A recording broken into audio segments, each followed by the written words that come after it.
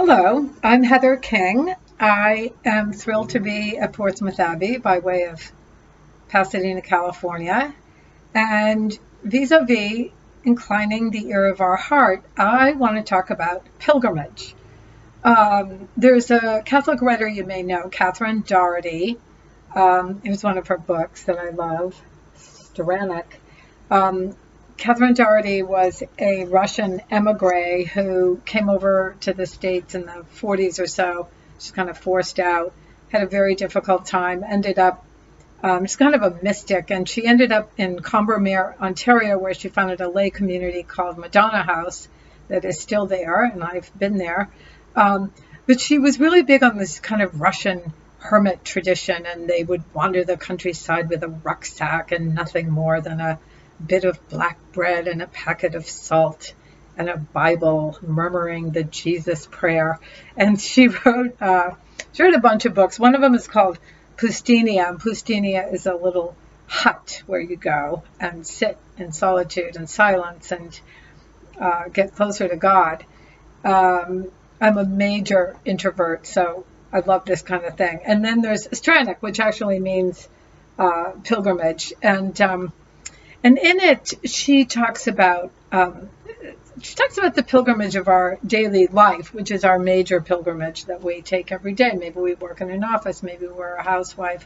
But she, just to give you a taste of her writing, she says, yes, there is a secret about pilgrimages, the acceptance of pain. The very sentences, arise and go, take up my cross and follow me, spell pain. The mere thought of taking up Christ's cross and following him somewhere, nowhere, no place is frightening. And when that fear gets hold of you, your pilgrimage ceases. So she gets across that pilgrimage is not some airy-fairy thing. It's a perilous undertaking, and it's a great risk, and it's a walk into the unknown that we're all called in our pilgrimage to Christ.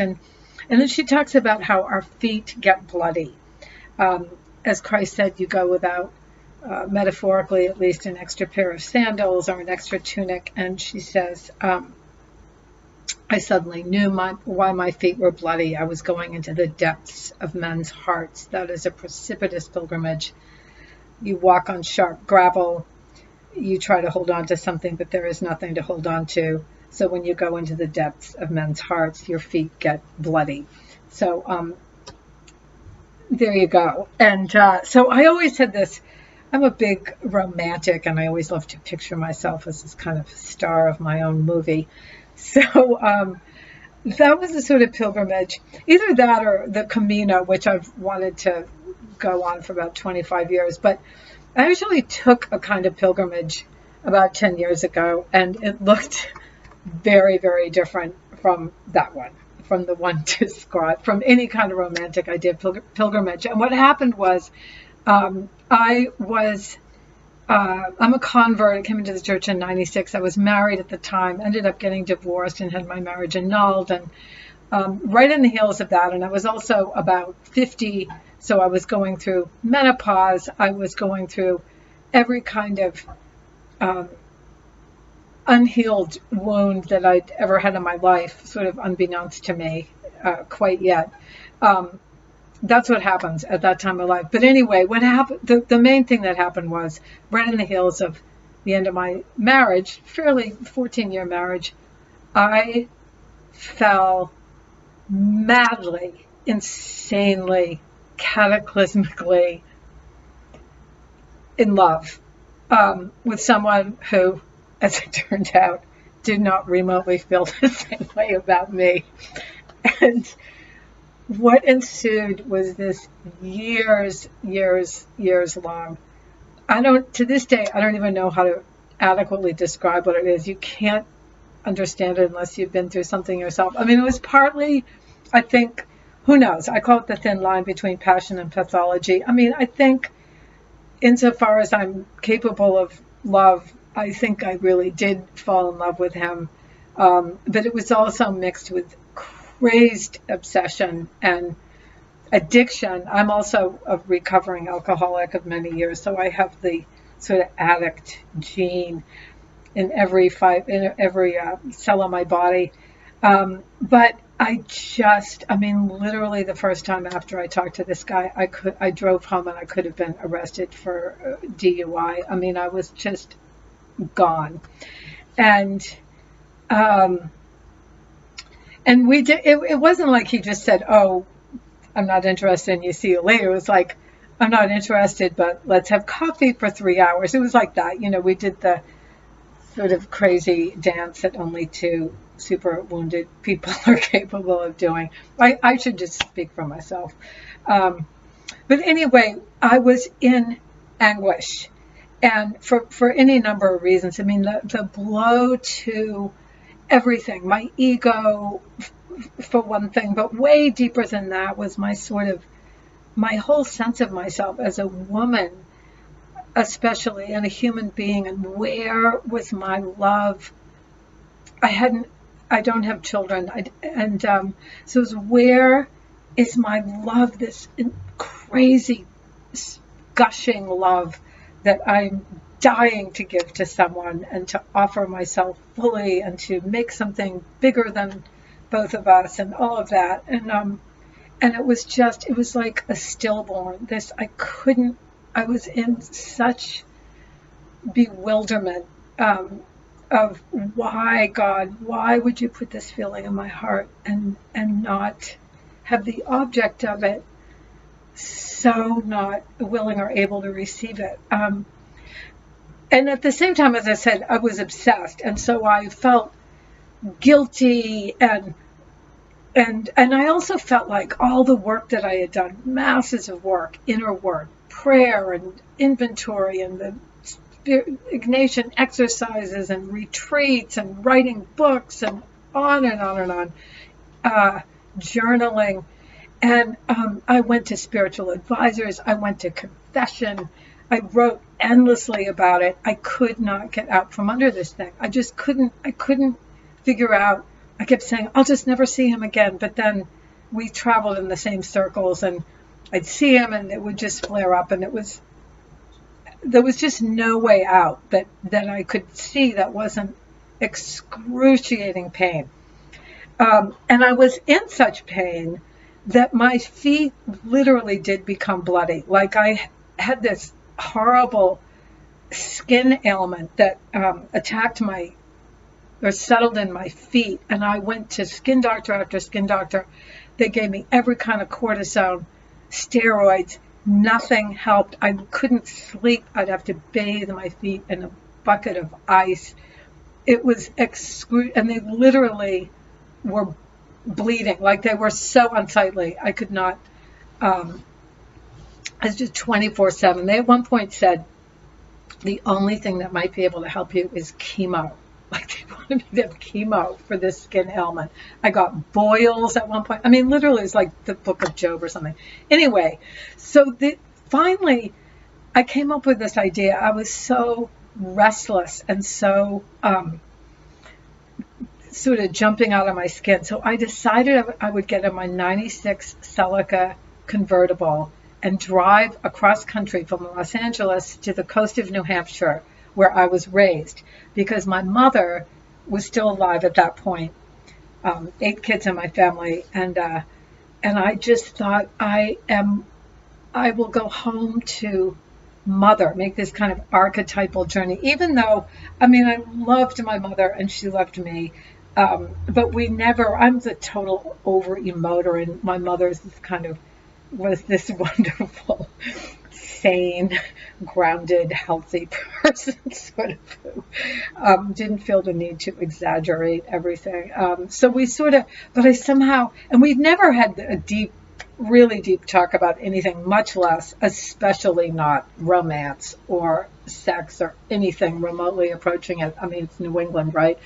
But I just thought, you need to go home to your mother and just like touch down and come back again. So, and the way I decided, I wanted to make it a pilgrimage.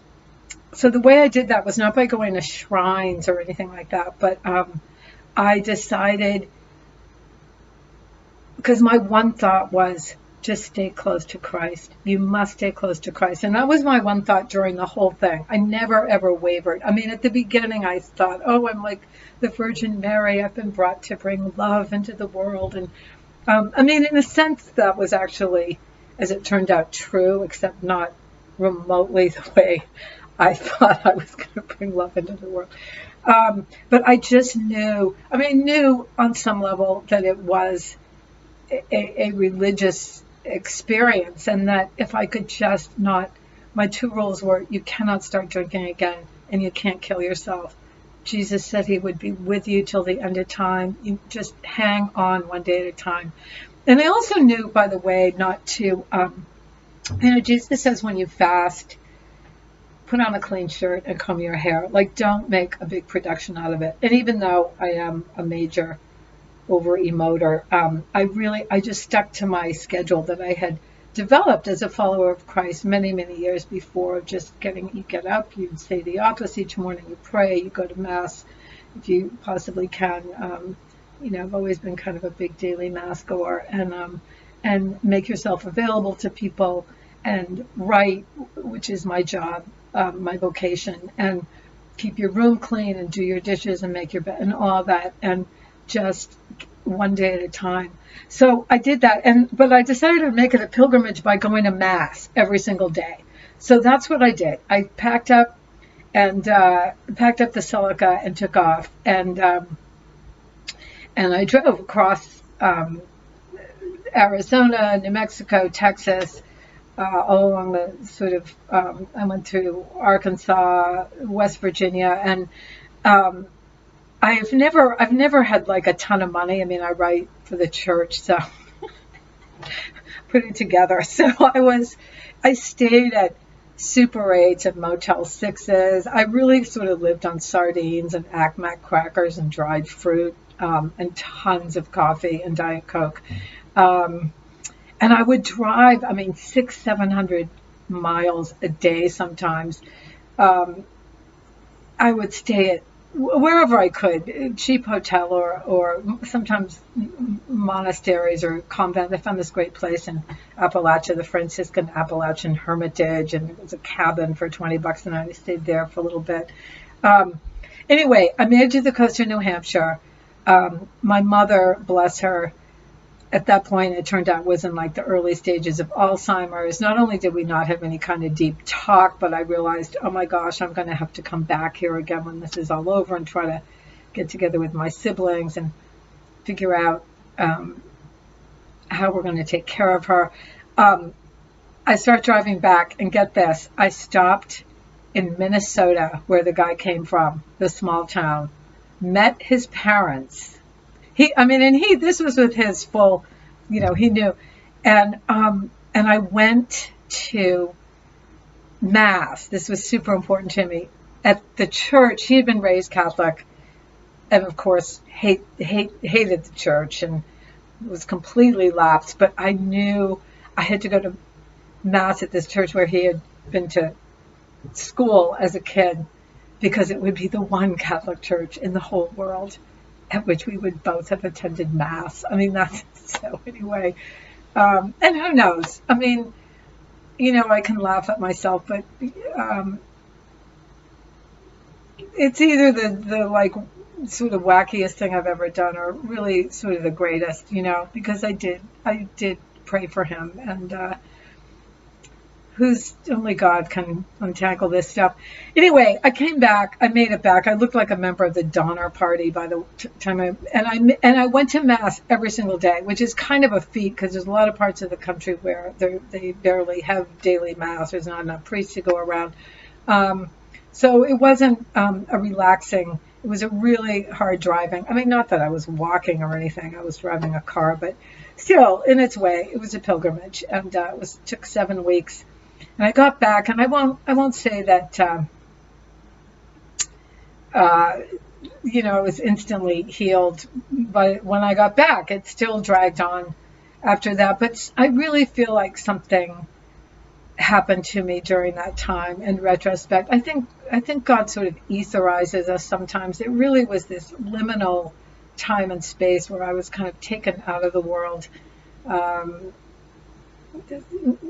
sort of, I won't say against my will, but because I was in the grip of something that was so much greater than me that I couldn't, we're so much about excellence and control in this culture, and it's really a sort of mystery and a gift, in spite of the pain when we come up against something that, my alcoholism was another thing that I suffered through when I was going to law school. But when we come up against something that are all our excellence and I'm very, very driven, but our drivenness, our money, if we have money, avails nothing. So it was something like that. And finally, I will just say I'm on the other side of it. And I think this is the thing about, and just as all the transformation myths promise, and just as in Dante's Divine Comedy, and just as we're promised in the resurrection, like something new has been made out of me. And one of the things was I sort of accepted with joy that I'm really meant to be a celibate and not to be married. And it's not this, oh my God, that was such a hideous debacle, I have given up. It's not that at all. It's something totally different where, oh, my love is so, I guess you could say so great or so intense. Only Christ could fulfill it, or he was the focus of it all along. And this is the other thing. You go through these kind of crucifixions, and they are crucifixions. I mean, this was suffering on a scale that I have never experienced in my life. I literally felt like I was being flayed for a long period of time. And yet, so the suffering is real, just like in the crucifixion. It's real. You come out of it and you bear the wounds, and at the same time, you're none the worse for wear. This is the resurrection. You don't even believe you're going to survive the thing, but you do. You're the same, and yet you're different, and you're none the worse for wear. It's just amazing. You're still ready, willing, and able, as Christ was. Let me make you breakfast. So anyway, that's some of what I want to talk about. And my guess is many people have had some kind of similar experience. So I hope we all get to talk about that. And thank you so much.